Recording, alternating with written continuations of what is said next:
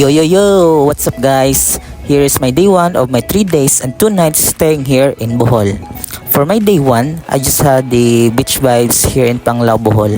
Nag-assemble lang ako dito ng tent sa beach to relax at lumanghap ng sariwang hangin. Ganon. Iba rin kasi ang feeling kapag nasa beach ka, nakapag-isip ka ng mabuti at malayo ka sa inuutangan mo. Uy! Sabi nga nila, gala lang daw ng gala hanggat di ka pa sinisingil ng inutangan mo. Kaya sa mga inutangan ko dyan, shout out po sa inyo. Maya-maya nga ay may lumapit sa akin na bata at abay napakahusay at napakatalentadong bata naman ito.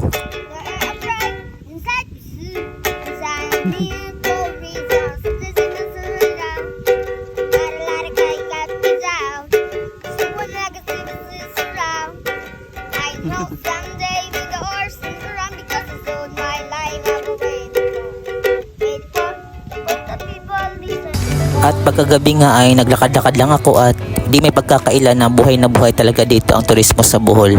May nagvi-videoke at nagiinuman, maaari ka ring kumain sa restaurants at may mga panindang souvenirs rin na makikita dito. And for my day 2 here in Bohol, magka-countryside tour lang muna tayo dito. Una kong pinuntahan ay ang Hinagdanan Cave. May entrance fee pala sila dito na 50 pesos. It is literally na hinagdanan kasi may mga hagdanan na maaari mong apakan para makapasok sa makipot na butas ng kuwebang ito. At ayon sa history, it was accidentally discovered when the area's owner was clearing decaying twigs and branches many years ago. May tinapon daw siya na bato sa butas and he heard a splash. Katapos nun ay gumawa sila ng hagdanan para makapasok sila sa kuweba at pinangalanan nila itong Hinagdanan. Pagpasok ko sa loob ay bumungad kaagad sa akin ang mga nagagandang stalactites at naglalaki ang mga rock formations. Pwede ka rin ditong maligo, kailangan mo lang magsuot ng life vest for your safety. But in my case ay hindi na ako naligo kasi wala akong dalang extra shirt at picture tsaka video lang talaga ang pininta ko dito sa Hinagdanan Cave.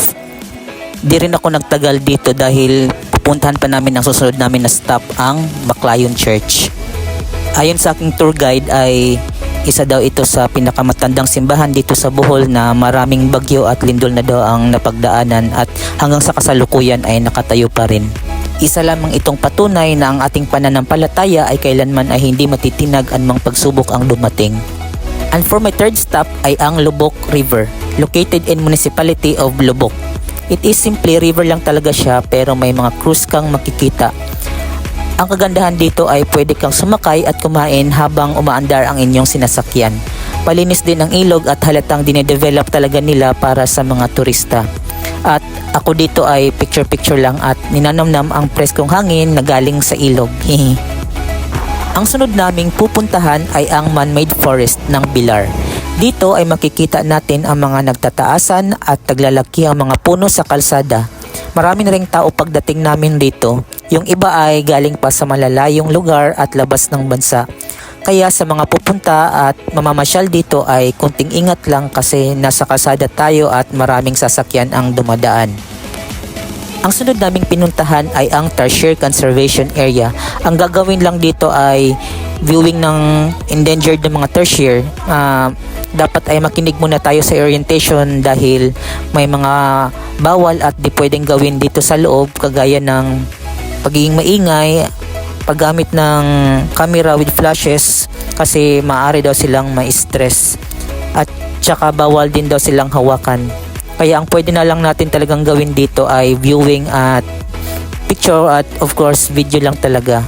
At ayun na nga, nakita ko ng long lost brother ko, hihi, uwi ka na daw sabi ni Papa, hihi. At kaya sa ating mga tao ay tulungan at protektahan natin ang mga endangered species kagaya ng tertiary dahil baka sa susunod na mga henerasyon ay baka puro picture na lang ang ating ipamana sa ating mga anak. Kakalungkot naman isipin na malapit na silang maubos. So ayun na nga, hindi rin ako nagtagal dito dahil pupuntahan pa namin ang pinakasikat at pinagmamalaking tourist spot ng Bohol, ang Chocolate Hills.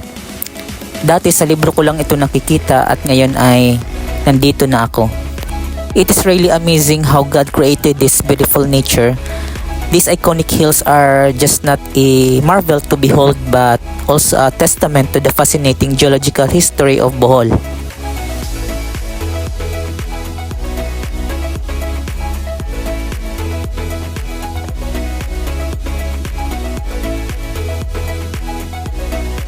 So this is my last day trip here in Bohol at isa lang talaga ang masasabi ko.